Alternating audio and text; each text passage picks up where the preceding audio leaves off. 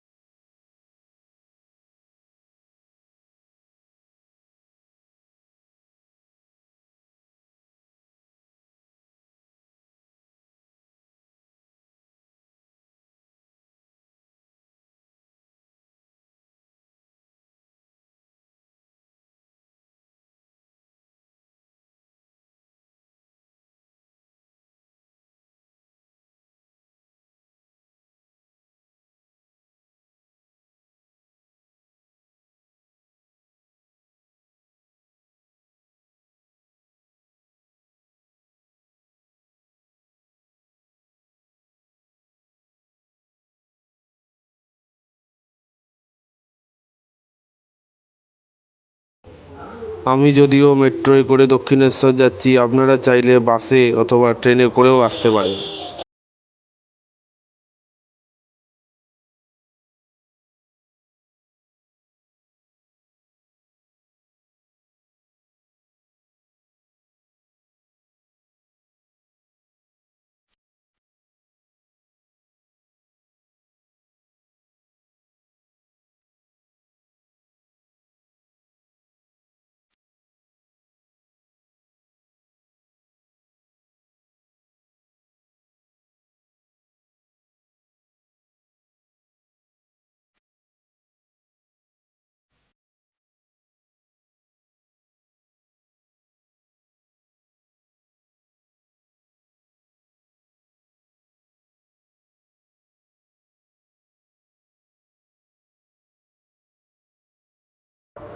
এবার আমি Dakshineswar metro station থেকে বেরিয়ে দক্ষিণেশ্বর স্কাইওয়ার্কে এসে উঠেছি। এখন আমি আপনাদের দেখাচ্ছি দক্ষিণেশ্বর স্কাইওয়াক।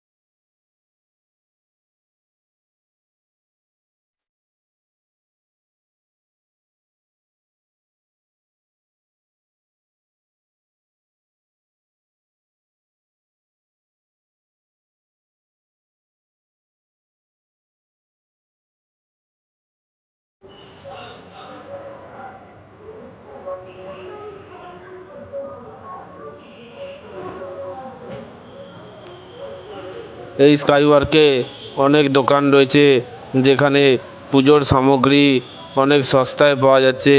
এখান থেকে আপনারা চাইলে পুজোর জন্য প্রয়োজনীয় সামগ্রী কিনে নিতে পারেন।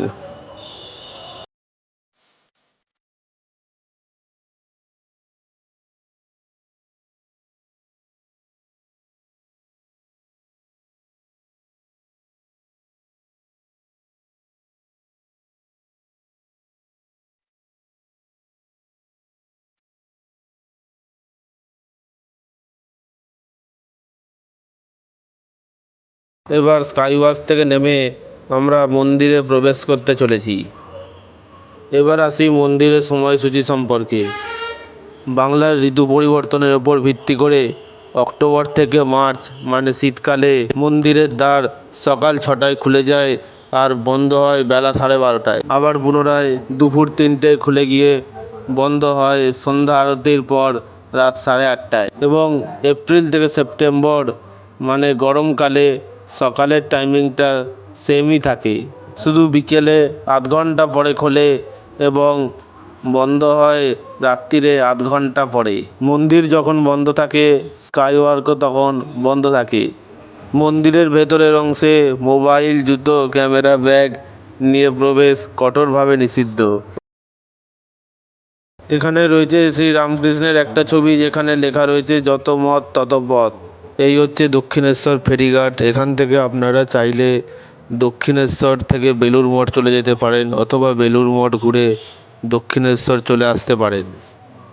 ফেরিতে ভাড়া জনপ্রতি 11 টাকা। ফেরি চলে সকাল 8টা থেকে রাত 8টা অবধি। আর আপনারা যদি মায়ের মহাপ্রসাদ গ্রহণ করতে চান তাহলে সকাল 9টা থেকে 10টার মধ্যে মন্দিরে পৌঁছে 100 টাকার কুপন কেটে নেবেন এবং মন্দির বন্ধ হওয়ার পর 12:30টার সময় মন্দিরের সামনে থেকে মহাপ্রসাদ সংগ্রহ করে নেবেন। এখান থেকে আপনারা টোটো ধরে আদ্যাপীঠ চলে যেতে পারেন।